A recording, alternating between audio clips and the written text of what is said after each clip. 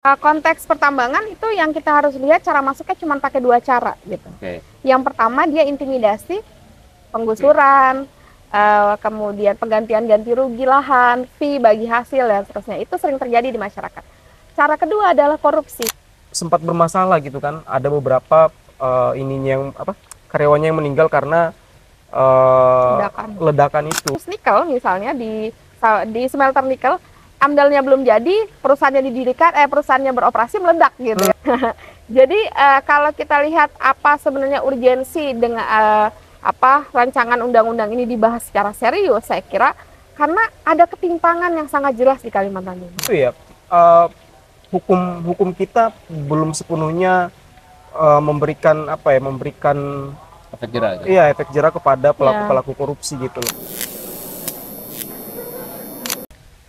Selamat malam, selamat sore teman-teman yang menyaksikan YouTube Sahabat ICW. Kita balik lagi di podcast Di Atas Meja. Kenapa di atas meja? Karena tidak ada yang dikorupsi dalam obrolan kali ini. Karena biasa korupsi di bawah meja, meskipun sekarang banyak dikorupsi di atas meja.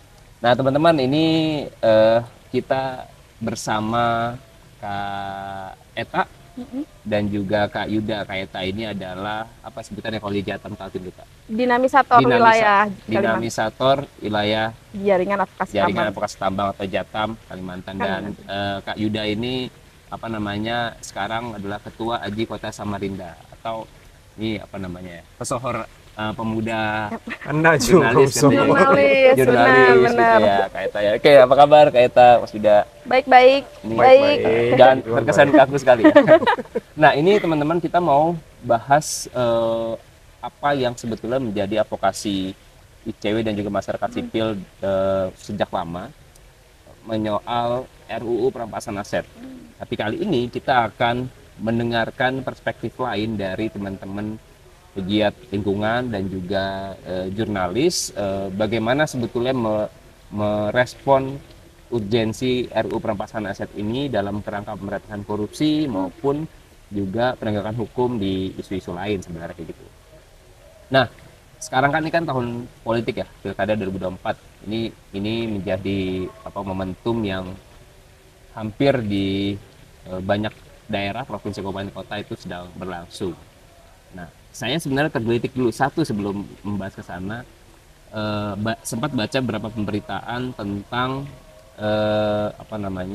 data Jatam yang digunakan dalam menjadi rujukan gitu ya, dalam salah satu debat calon kepala daerah gitu ya, seperti itu. Nah, kan Jatam ini kan sebenarnya sudah lama ya memotret bagaimana fenomena atau fakta carut marutnya tata kelola tambang gitu ya, penambangan di Kalimantan gitu khususnya. Nah, kalau dalam kacamata Jatam gitu ya, melihat pilkada kali ini dan juga potensi adanya persoalan yang berulang terjadi dalam kaitan mitigasi bisnis tambang, itu seperti apa sih Kak? Konteks pilkada sebenarnya nggak banyak berubah kalau kita lihat trennya sekarang gitu ya. Pilkada yang masih dihubungkan atau yang punya kelindan dengan industri ekstraktif, salah satunya tambang, itu masih erat terjadi karena dalam kurun waktu hampir seluruh pilkada rasa-rasanya memang, atau hampir seluruh pemilu itu rasa-rasanya memang punya afiliasi dengan pertambangan atau industri ekstraktif. Mengapa hal itu terjadi? Karena Jatam sejak dulu melihat bahwa pertambangan itu dia murah biayanya, maksudnya murah itu gampang, mudah, datang, gali, pergi gitu. Uangnya kalau kita lihat ya, misalnya harga mineral paling tinggi di Indonesia selain emas itu batu bara. Gitu. Nah, sehingga banyak sekali yang muncul di industri ini gitu ya. Tidak sedikit pengusaha bahkan yang tergabung juga dengan partai politik gitu. Itu makanya kenapa sebenarnya pilkada selalu erat hubungannya dengan industri ekstraktif, karena tadi uang industri ekstraktif itu sangat cepat, datang, gali, kemudian jual gitu. Kita lihat misalnya dari setengah 6 pagi sampai dengan setengah 7 malam misalnya di Mahakam itu sebagai saksi bisu tuh misalnya, setiap hari berlintas tontonan batu bara yang kita perginya kita nggak tahu siapa pemiliknya misalnya. Sekarang kita bisa tahu misalnya, oh partai politik ini ternyata punya tambang Abu Rizal Bakri dengan afiliasi Golkar misalnya, dia punya tambang KPC di Kutai Timur gitu. Sandiaga Uno yang misalnya berganti baju partainya, dia ternyata pernah terafiliasi dengan MHU di Kutai Kartanegara. Kemudian hubungannya sampai ke daerah adalah ya operator di setiap daerah gitu, termasuk di Kalimantan Timur yang berganti setiap 5 tahun sekali. Selain dia terafiliasi dengan partai politik, pasti juga terafiliasi dengan industri pertambangan. Contohnya kasus yang masih bergulir sampai saat ini, kasus Saukani dan putrinya gitu, almarhum Saukani dengan putrinya Rita Widiasari, yang kasusnya walaupun sudah diputus 10 tahun vonis penjara karena kasus korupsi, tetapi sekarang masih terus berkembang. Dan dia terafiliasi dengan siapa? Partai politik. Dia terhubung dengan apa? Terhubung dengan pemilihan kepala daerah gitu. Terhubung dengan siapa? Pembisnis-pembisnis di bawahnya lagi. Seperti itu sih. Gitu. Oke, nah ini menarik, tadi sudah disinggung gitu ya, bicara soal kasus korupsi. Kita mau spesifik ke kasus korupsi di sektor sumber daya alam. Entah itu kasus korupsi atau masih sifat dugaan korupsi atau perbuatan koruptif gitu ya. Bagaimana Jatam melihat praktek kotor tambang batu bara, ataupun mungkin juga nanti teman-teman Aji gitu ya bisa merespon Aji Batu Samarinda. Sebenarnya kan teman-teman di sini itu kan banyak sekali meliput berbagai persoalan tambang, sumber daya alam, kerusakan lingkungan, termasuk juga ibu kota negara gitu ya. Nah, di situ seringkali terjadi konflik yang dalam prosesnya indikasi perbuatan maladministrasi hingga korupsi itu sebenarnya tercium atau terlihat dari situ gitu ya. Apa sebetulnya kalau Jatam nanti bisa dari Aji gitu ya, melihat ini sebenarnya sebabnya karena apa sih gitu ya? Kalau dari kasus ini, kalau dari indikasi yang bisa dibaca sementara. Konteks pertambangan itu yang kita harus lihat cara masuknya cuma pakai 2 cara gitu. Yang pertama dia intimidasi, penggusuran, kemudian penggantian ganti rugi lahan, fee bagi hasil dan seterusnya. Itu sering terjadi di masyarakat. Cara kedua adalah korupsi, memberi suap gitu ya, gratifikasi. Kita lihat misalnya Kalimantan Timur itu pasca otonomi daerah, setidaknya ada 5 izin pertambangan batubara di Kalimantan Timur. Ketika pemilu pilkada dan kewenangannya ada di kabupaten kota, meningkat jadi 30. Jadi tahun 2004 ya, setelah 2004, 2005 itu ada 5 izin yang terbit di Kalimantan Timur, di Samarinda contohnya. Kemudian dia meningkat jadi 30 di 2008. Setelah itu dia meningkat lagi di 2011-2012 menjadi 600 izin. Bayangkan dari 30 jadi 600 gitu. Dan itu seluruh kewenangannya dari siapa? Di kepala daerah gitu. Dan itu tidak mungkin tiba-tiba memberi izin saja tanpa ada timbal balik gitu ya. Nah, gitu. Lalu setelah itu ada lagi sampai di 2018 ada 1404 izin gitu. Yang berakhir di moratorium pertambangan Kalimantan Timur gitu ya, di mana ada Perda Kalimantan Timur yang menyebutkan bahwa tidak boleh lagi terbit izin baru untuk pertambangan batu bara di Kalimantan Timur. Nah, tetapi dari seluruh proses itu kita lihat siapa yang terlibat? Oh, kepala daerah gitu. Makanya Jatam menyebut ijon politik gitu. Nah, caranya memang begitu. Prosesnya adalah bagaimana mekanisme di perizinan itu bisa dipercepat. Misalnya saya sebutkan amdalnya bisa copy paste gitu ya, jaminan reklamasinya tidak jelas dan seterusnya. Nah, ini yang menjadi rona dari industri ekstraktif, kelindannya dengan pilkada sebenarnya. Gitu. Industri ekstraktif, pilkada dan juga praktek korup di dalamnya. Ya, nah ini tadi menarik gitu ya. Kalau dari pernyataan Kak Eta, Mas Yuda, dalam beberapa liputan teman-teman sebetulnya kan ya banyak memotret teman-teman KJI ya, yang juga tahun lalu klub investigasi Kaltim mengangkat persoalan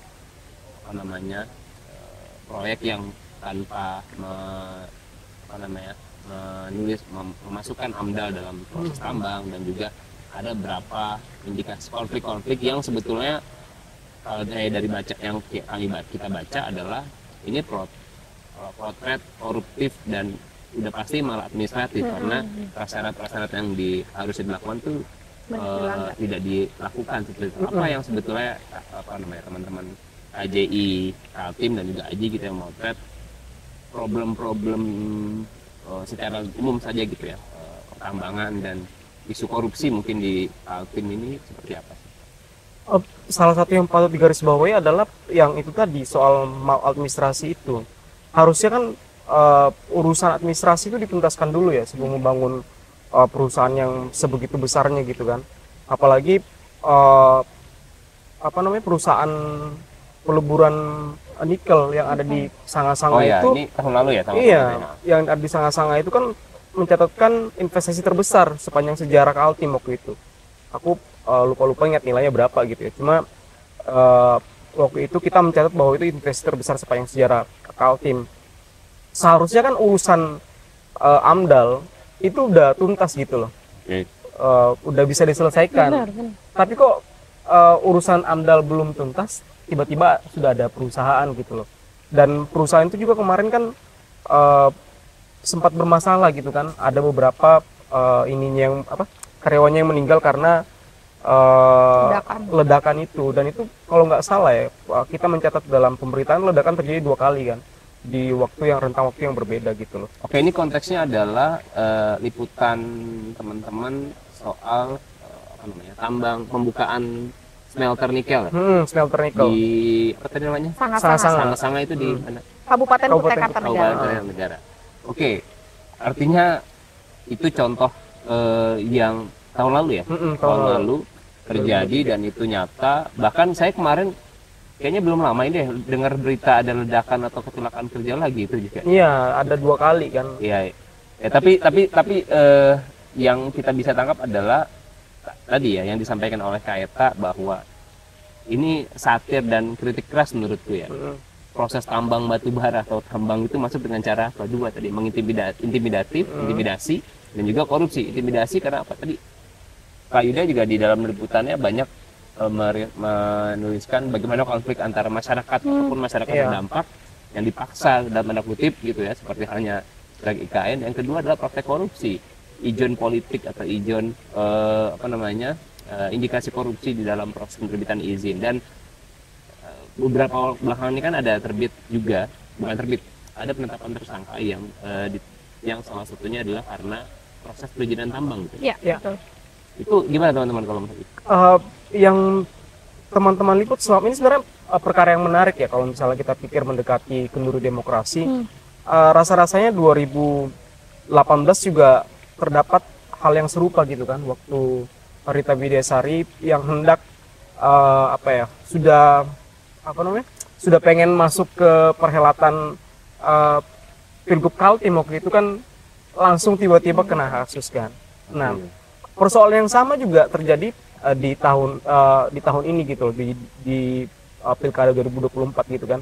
3 orang langsung jadi tersangka gitu kan, dan salah satunya ya mantan gubernur Kaltim, dan kemudian anaknya juga ikut terseret dalam dugaan korupsi izin usaha pertambangan. Nah, ini kasus yang tadi disampaikan oleh Kak Eta. Itu kalau boleh tahu media kasus peristiwanya tahun berapa itu Kak? Terbitnya tadi. Nah, kalau melihat dari kewenangan beliau sebagai gubernur, karena kita sampai sekarang belum mengetahui secara benar ya hasil penyelidikan dari KPK sendiri, karena prosesnya sekarang sudah ditangani oleh KPK ya, gitu ya. Nah, kalau melihat dari rentang waktu kewenangan gubernur, jadi kewenangan gubernur itu hanya berkisar sekitar 4 tahun, dari 2014 sampai dengan 2018. Karena itu adalah peralihan kewenangan pemerintah kota kabupaten ke pemerintah provinsi. Dan pada saat itu dalam list yang kami coba bikin gitu, sebenarnya berapa sih perizinan yang diterbitkan oleh Awang Faruk ya selaku tersangka saat ini kasus tindak korupsi gitu.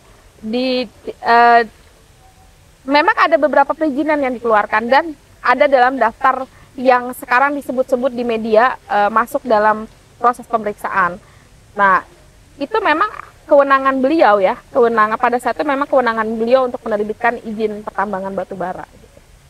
Oke, berarti itu tahun 2000 rentangnya antara 2014 akhir sampai dengan 2018 sebelum perda moratorium pertambangan batu bara. Oke. Aku pikir ini juga hal yang menarik ya Mas Kak Eta, karena selama ini nggak pernah ada korupsi sumber daya alam Dan baru tahun ini di Kaltim itu ada gitu loh, dan itu mendekati perhelatan pilkada kan. Sebelum-sebelumnya kan kayak si Rita itu kan dia kenanya TPPU kan, tindak pidana pencucian uang kan. Nah, yang mantan gubernur Kaltim ini kenanya di dugaan Pemberian IUP itu. izin. Iya, pemberian izin itu. Oke, saya mau mendalami sedikit ke IUP izin ini. Ini kan sebenarnya tadi fenomena yang sudah dibaca oleh Jatam bahwa izin politik, atau kami juga di ICW juga melihat bahwa yang marak terjadi dalam kasus korupsi di sektor pembangunan adalah suap jual beli izin. Nah, melihat kasus yang kemarin ditetapkan gitu ya oleh KPK sebagai tersangka gitu ya, artinya kan dan tanda kutip membuktikan atau mengkonfirmasi apa yang sebetulnya menjadi kekhawatiran atau kritik teman-teman gitu ya, bahwa di dalam proses penerbitan izin ini seringkali terjadi ini. Nah, kalau teman-teman Jatam melihat kira-kira apakah yang kasus yang ditanganin kasus yang kemarin ditetapkan ini sudah sesuai dengan bisa dikatakan harapan gitu ya dalam konteks penegakan hukum. Ini kan soalnya kan banyak nih ya tadi, soalnya kalimatnya lumayan kritis tuh, masuk lewat korupsi atau intimidasi. Nah, lewat korupsi ini tindak pidananya terbukti kan, paling tidak sudah pada tahap penetapan tersangka gitu. Nah, kalau lihat apa yang sekarang ya, dari kita berkaca lewat kasus yang sedang berkembang saat ini, Ahong Faruk beserta dengan anaknya dan satu yang diduga, sebenarnya banyak yang diperiksa ya, mantan kepala dinas, SDM, mantan DLH gitu, yang juga turut diperiksa di kabupaten maupun di provinsi, DPM PTSP. Jadi sebenarnya banyak sekali yang ikut diperiksa sebagai saksi gitu. Nah, dari penanda-penanda ini sebenarnya kita bisa lihat tuh siapa-siapa sih yang berkelindan gitu ya. Misalnya kepala SDM, mantan kepala SDM waktu zaman pemerintahan beliau gitu. Karena seluruh proses AMDAL misalnya itu harus disidangkan gitu. Ada sidang AMDAL namanya. Oh, sidang AMDAL itu gimana Mas? Sidang AMDAL tuh jadi kayak model ada dokumen AMDAL terus diperiksa bareng-bareng gitu di dinas biasanya, DLH dan SDM gitu untuk dinilai gitu. Nah, tadi menyambung menyambung Yuda bilang kasus nikel misalnya di smelter nikel, AMDAL-nya belum jadi, perusahaannya didirikan, perusahaannya beroperasi meledak gitu ya. Sebenarnya semesta udah menghukum gitu tanpa harus dihukum gitu. Dan ini kan sebetulnya kalau kita bicara tata kelola ya, ini kan yang jadi benar. Ini loh yang kita maksudkan gitu ya. Ketika AMDAL-nya atau prasyarat-prasyarat lainnya belum dipenuhi tapi kemudian proyek sudah jalan, dia tidak hanya melanggar proses administrasi, tapi kemudian juga punya dampak kecelakaan kerja, juga dampak lingkungan, dampak sosial pada masyarakat seperti itu. Kita belum bicara pada aroma tidak sedap soal korupsi gitu ya. Sebetulnya rasanya sulit untuk tidak bilang bahwa ini izin tidak mungkin terbit cuma-cuma benar. Itu aja. Jadi kalau dari kita mengikuti kasus Ahong Faruk, kita bisa lihat tuh siapa aja sebenarnya yang terhubung, karena dari pemanggilan saksi itu sangat erat hubungannya dengan ketika mau kayaknya ini dugaannya pada saat mau menerbitkan izin, dia masih ada syarat ya, sebelum undang-undang yang sekarang kan mesti ada syarat utama, harus ada AMDAL tuh gitu. Nah, jadi proses sidang AMDAL biasanya di SDM dan di DLH gitu. Maka orang-orang yang diperiksa izin harus keluar di satu pintu gitu ya. Maka DPM PTSP harus dipanggil. Sehingga saya dalam list yang dihimpun oleh Jatam dari coba kita periksa perizinan yang terbitkan Ahong Faruk ya, itu kalau tidak ada sekitar 130-an izin dari 2014 sampai dengan itu untuk batubara saja. Nah, dan ada kayaknya kalau nggak salah ada 2 perusahaan yang memang masuk dalam daftar 130-an izin itu gitu. Cuma sampai sekarang kita belum dapat draft final atau kita belum tahu laporan asli dari KPK sebenarnya perusahaan apa yang melakukan suap gitu. Nah, selain itu sebenarnya pada saat penggerbekan pertama yang saya dapat informasi tuh, kalau tidak salah selain dokumen sebenarnya ada barang-barang mewah tuh yang ditahan gitu ya. Nah, entah sebagai barang bukti atau sebagai apa kita juga nggak tahu. Jadi ada barang-barang mewah berupa tas kalau nggak salah yang diamankan oleh KPK sebagai barang bukti. Nah, barang ini kan nggak mungkin ya kalau tahu, dan itu barang mewah itu dugaannya dimiliki oleh si anaknya, si Dona Faruk gitu. Nah, Dona Faruk ini sekarang calon sebagai wakil ya, salah satu pasangan calon untuk kepala Kabupaten Penajam Pasir Utara yang deketan sama IKN gitu. Ya, ini menarik nih sebenarnya nih, perluasan kita jadi membahas lebih dalam ke kasus-kasus korupsi di sektor sumber daya alam tambang. Nggak apa, ini sebenarnya karena sebetulnya untuk memotret fenomena korupsi dan tambang ini tidak bisa kita lepaskan dengan konteks pilkada, kemudian juga proses politik, penerbitan izin penambangan dan lain-lain gitu ya. Bahwa sebetulnya indikasi adanya praktek korupsi dalam penerbitan izin itu kan paling tidak perlahan, meskipun tadi Kak Yuda bilang ya, paling tidak sepenangkapan teman-teman sangat sedikit gitu ya kasus korupsi terkait penerbitan izin tambang di Kaltim. Iya. Gitu ya, meskipun wilayah lain juga ada berapa yang terjadi. Ya. Padahal ini loh Mas Bik, kita pernah teman-teman di Kaltim, teman-teman di Samarinda maksudnya, itu pernah menurunkan liputan khusus soal siapa penguasa tambang di Kaltim. Di Kalimantan Timur, benar. Itu 40% wilayah yang ada di Kaltim itu dikuasai sama konsesi tambang. Betul. Okay. Jadi kalau misalnya udah mulai ada riak-riak soal pengusutan kasus korupsi sumber daya alam di Kaltim, aku pikir itu pantas-pantas saja gitu kan. Apalagi sekarang 2 minggu yang lalu Kejati Kaltim itu udah mulai bergerak, mendatangin sejumlah OPD yang disinyalir kayak gitu loh. Oke, menarik nih. Nah, saya ingin masuk lebih lanjut ke dalam tadi ya topik yang awal sebetulnya kita diskusikan tadi. Ini kita tidak hanya bicara soal korupsi sumber daya alam, pilkada, tapi juga ada perampasan aset. Dalam konteks pemberantasan korupsi, perampasan aset ini menjadi aspek yang sangat penting yang sebetulnya senjata yang sangat menunjang ketika penindakan yang dilakukan oleh penegak hukum gitu terbatas hanya pada pembiaran badan, maka perampasan aset ini menjadi hal yang diharapkan juga membuat takut oleh pelaku korupsi. Dari kayak dulu gitu ya. Kalau dalam kacamata teman-teman Jatam, bagaimana melihat urgensi regulasi perampasan aset ini, baik karena tidak hanya dalam konteks pemberantasan korupsi sebetulnya, kejahatan lingkungan gitu ya, kemudian perdagangan orang, satwa dan lain juga sebenarnya bisa masuk gitu ya sebagai kejahatan ekonomi. Gimana teman-teman Jatam melihat urgensi RUU perampasan aset ini di tengah situasi pemberantasan korupsi yang seperti sekarang? Nah, nyambung Yuda sebenarnya. Kalau tadi dia bilang bahwa sebenarnya banyak ada liputan soal siapa sih pemilik Kalimantan Timur gitu kan gitu ya. Itu nah, pemilik Kalimantan Timur. Iya, sebenarnya. Oh iya. Siapa sih pemilik Kalimantan Timur? Ya pemilik Kalimantan Timur pasti pemilik konsesi gitu. Dan ya ada juga orang yang mungkin di Jakarta gitu, ada juga orang yang di sini. Nah, kalau Biko lihat ada sebelum kasus Awang Faruk sebenarnya kasus Syarita itu berkembang gitu ya. Setidaknya ada sekitar berapa ya? 90-an barang bukti baru yang ditemukan di Kalimantan Timur di 2 rumah mewah gitu. Oh, orang Samarinda nih tahu nih rumahnya siapa gitu. Ketika orang lain mati lampu, ketika ada pemadaman, rumah mereka nggak bakal mati lampu nih. Serius.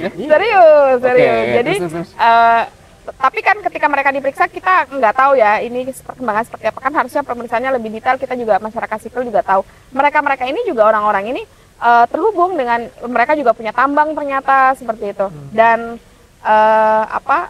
salah satunya menjadi anggota DPR gitu ya. Nah, mereka juga punya rumah yang kalau di Samarinda itu kita bisa lihat pembangunan istana baru tuh. Nah, istana baru tuh kayak kayak rumah-rumah mewah yang salah satu contohnya misalnya di KS Tubun ada rumah yang mewah sekali, depannya tempat sampah. Depannya tempat sampah itu kayak jomplang sekali. Itu kayak kok ada orang sekaya ini di antara rumah-rumah yang biasa-biasa aja gitu ya. Ada istana-istana baru di Samarinda gitu. Dan ya nggak mungkin istana baru itu cuma jualan pecel gitu ya. Sorry kalau jualan pecel, maksudnya bukan juga jualan kembang api atau apa gitu. Itu nggak mungkin. Ini pasti ada hubungannya dengan datang, gali, dan pergi, yaitu tambang misalnya, atau perkebunan kelapa sawit. Oh, itu istilahnya gitu ya, datang, gali, dan pergi ya? Iya, datang, gali, dan pergi gitu. Banyak juga orang-orang baru, misalnya laporan PPATK di akhir tahun, bulan Desember tahun lalu misalnya, ada sejumlah dana tambang ilegal gitu ya, yang mengalir sampai ke partai politik gitu. Dan salah satu titik tambang ilegal yang terbesar itu ada di Kalimantan Timur. Jadi kalau kita lihat apa sebenarnya urgensi dengan apa rancangan undang-undang ini dibahas secara serius, saya kira karena ada ketimpangan yang sangat jelas di Kalimantan Timur.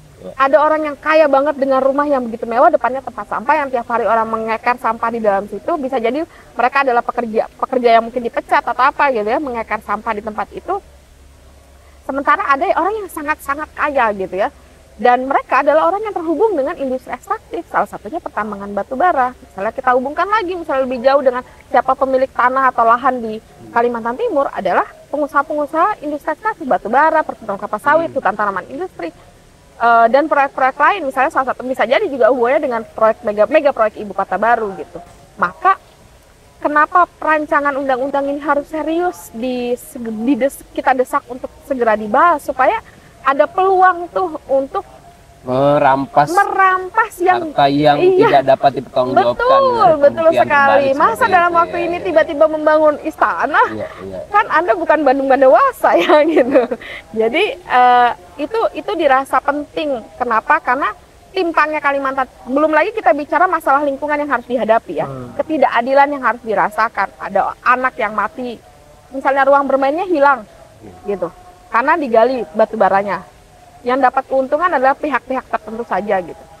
Ada yang mati kemudian tidak ada pertanggungjawaban terhadap orang yang mati karena lahan bermainnya dihabisi oleh konsesi pertambangan gitu ya. Nah, dan hal itu yang harusnya menjadi bagian yang dijahit dalam pembicaraan berkaitan dengan rancangan undang-undang perampasan aset tindak korupsi gitu. Karena sektor korupsi paling besar saya rasa ada hubungannya selain infrastruktur. Itu adalah sumber daya alam. Yang salah satunya adalah tambang. Salah satunya adalah tambang. Ya, Mas Yuda, tadi dirimu sempat singgung gitu ya, di kasus tadi korupsi Rita atau yang lain gitu ya. Itu kan sebetulnya Kak Eta juga sempat menyinggung.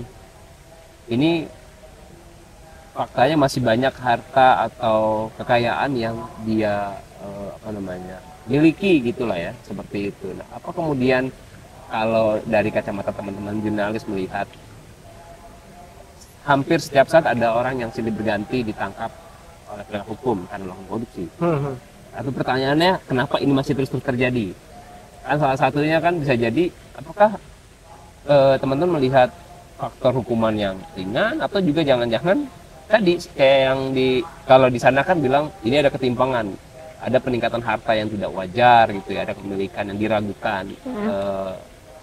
Ini dari konteks korupsinya gitu. Iya, aku pikir salah satunya itu ya, hukum kita belum sepenuhnya memberikan efek jerah. Gitu. Iya, efek jerah kepada pelaku korupsi gitu loh. Bahkan memang ada game soal hukum tajam ke bawah tumpul ke atas itu yang benar gitu loh. Sampai sekarang kalau misalnya kita pikir ya, kalau di negara lain orang-orang yang korupsi atau mereka yang melakukan perbuatan lancung ngambil duit negara itu bahkan dihukum mati gitu loh. Cuma kan itu bertentangan sama konstitusi kita kan. Tapi kan setidaknya untuk menambah efek jerah kenapa nggak ditambah sekalian gitu loh? Dengan dirampas. Dia salah satunya kan perampasan aset gitu atau kan. Dimiskinkan. Nah, aku pikir memang ini sih mendesak sih undang-undang perampasan aset ini. Betul banget, karena yang menguatkan statement Kak Eta dan Mas Yuda adalah di konteks tindak pidana korupsi. Tadi kenapa aku buka dengan pertanyaannya ini terus terjadi? Bayangkan Kak, tahun 2023 rata-rata vonis terhadap pelaku terpidana korupsi itu hanya 3 tahun 4 bulan. Tahun, ya? Itu bisa dibayangkan 3 tahun 4 bulan. Belum remisi kan? Belum ada remisi dan potongan-potongan yang lain. Itu tahun 2023 ya. Aku pikir 5 tahun ke atas loh. Nah, itulah satu. Itu yang kedua. Tahun 2023 itu negara itu rugi paling, ini sudah tren vonis itu TIC itu adalah yang sudah inkrah 56 sedikitnya 56 triliun. Dan pengembaliannya tidak sampai 50% yang dikembalikan ke keuangan negara. Makanya ketika tadi disampaikan oleh Kak Eta dan Kak Yuda gitu ya, ini sebenarnya juga nggak heran fenomena orang dengan santai gitu ya, korup segala macam karena tadi ya dia dipidana misalnya suap izin berapa tahun tapi dia ada harta kekayaan hasil tindak pidana yang sebelumnya itu harusnya dirampas. Bener. Nah itulah tadi yang sebetulnya disampaikan gitu ya,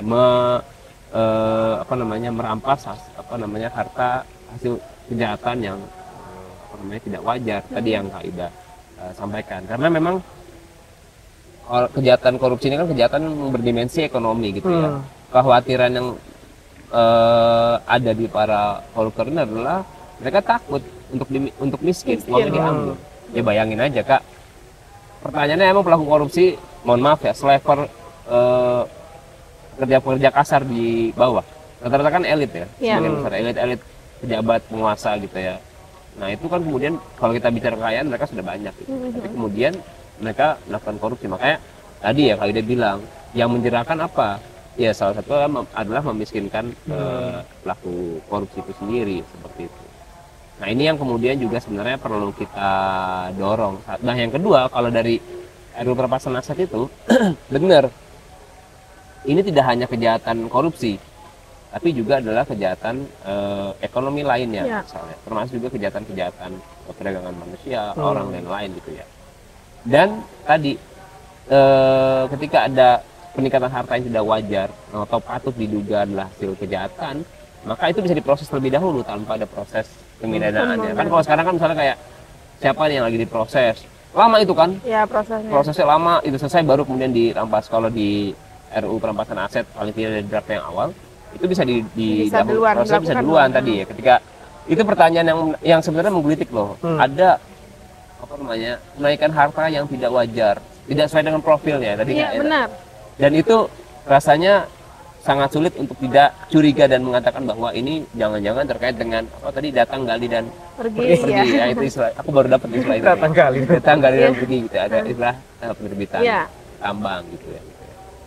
Nah kalau dari catatan ini mungkin untuk keduanya gitu, dari catatan Jata maupun Aji gitu. Jata dulu lah paling tidak Kak Eta, pernah nggak teman-teman melihat potensi nilai potensi kerugian baik material ataupun non material gitu ya, kerugian sosial akibat konsesi tambang yang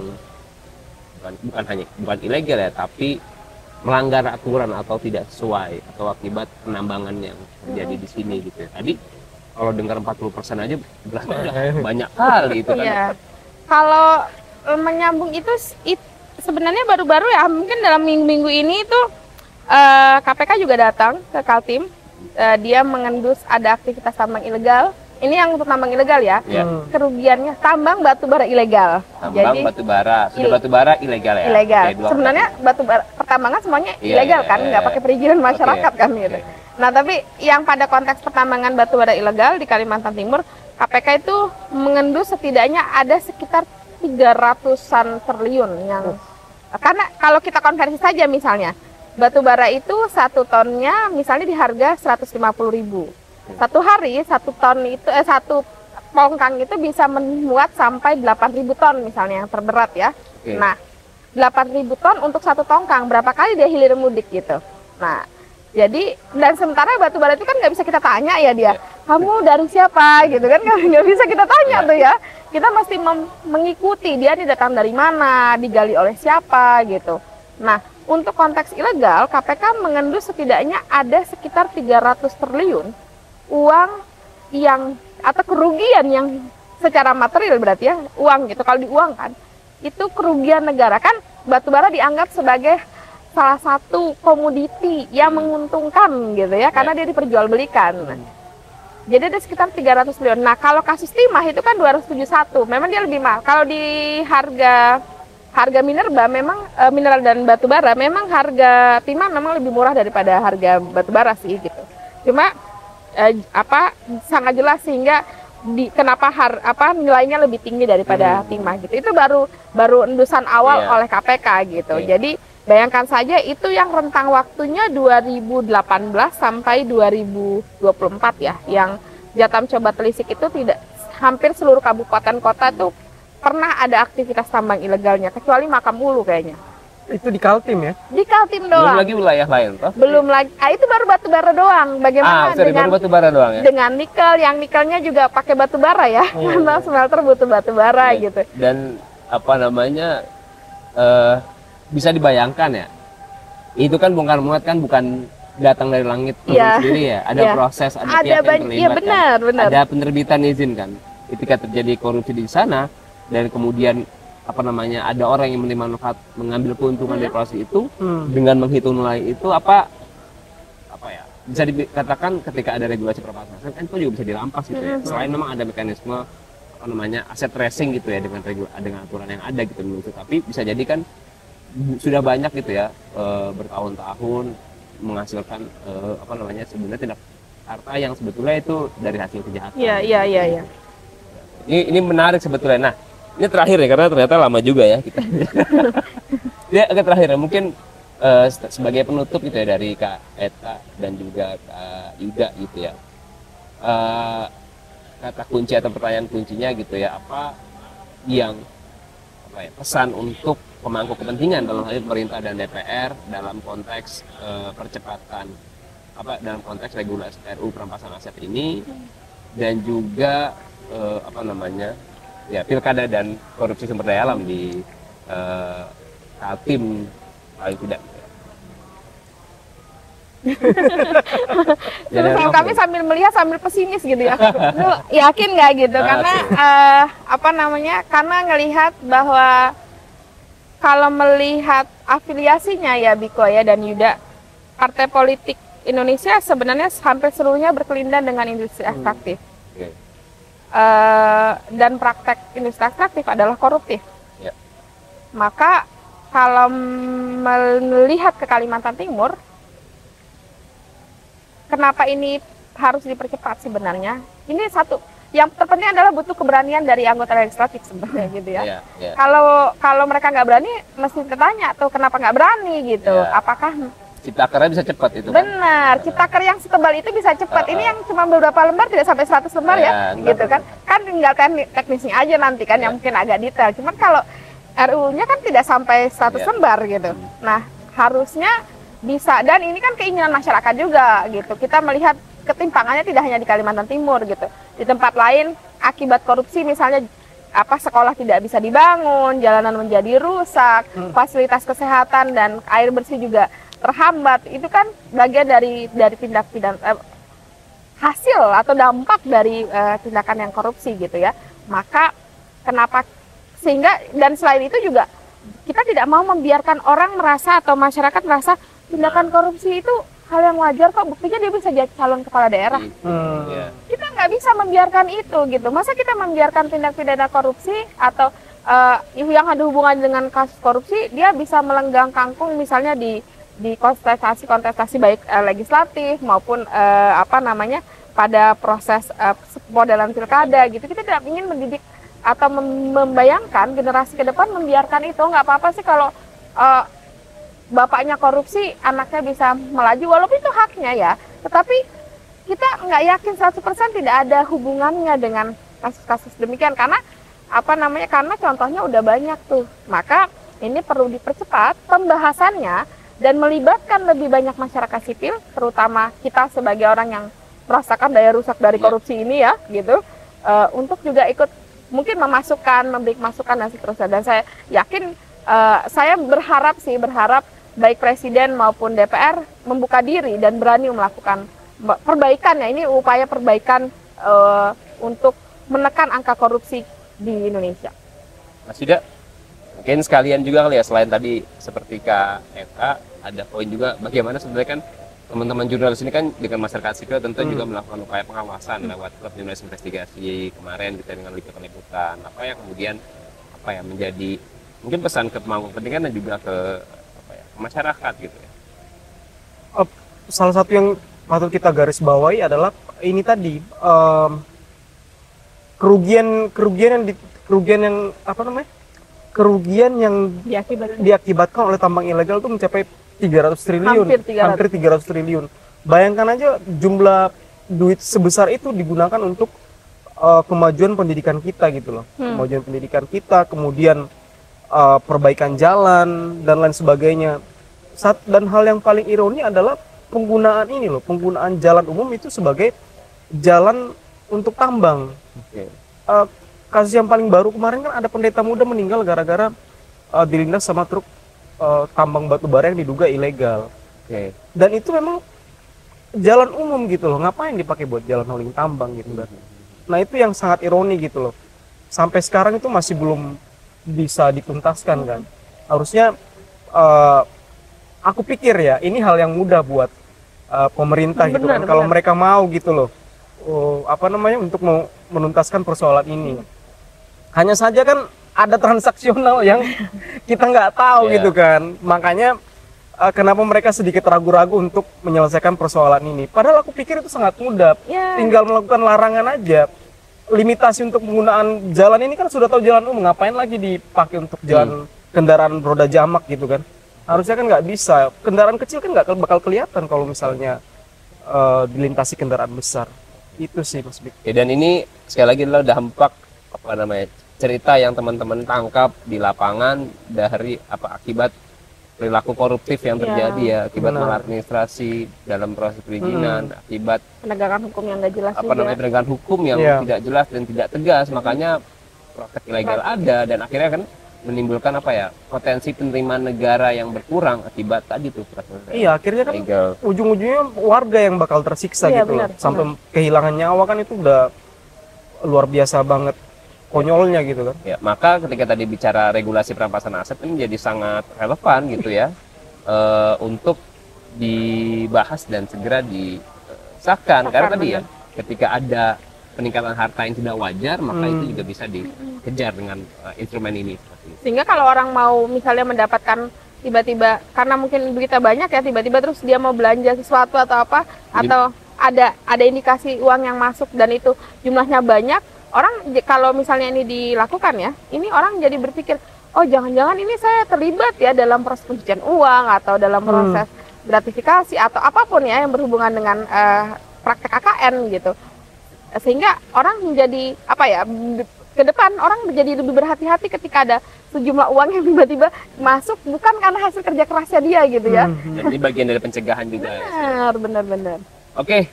Ini menarik banget, makin lama ternyata nggak sadar, tadi keren sebentar malah lama ini ya ternyata. Oke, makasih banyak Kak Eta dan Mas Yuda atas sharing pengalamannya. Harapannya ini jadi bagian dari upaya kita melakukan pengawasan penyelenggaraan pemerintah, pengawasan tata kelola sumber daya alam gitu ya, dan juga bagian dari mendorong percepatan atau penguatan pemberantasan korupsi. Salah satunya tadi kita berharap RUU perampasan aset ini segera dibahas dan dibuka prosesnya dengan lebih bermakna, karena ini jadi instrumen yang juga bisa membantu dalam konteks pencegahan maupun juga penindakan. Benar. Terima kasih banyak semuanya teman-teman. Oke, itu tadi obrolan singkat, kita kayak nggak perlu disimpulin. Terima kasih semua, sampai ketemu lagi di episode berikutnya. Dah. Mantap, jadi lama ya. Kira-kira cahayanya masuk udah gelap banget ya?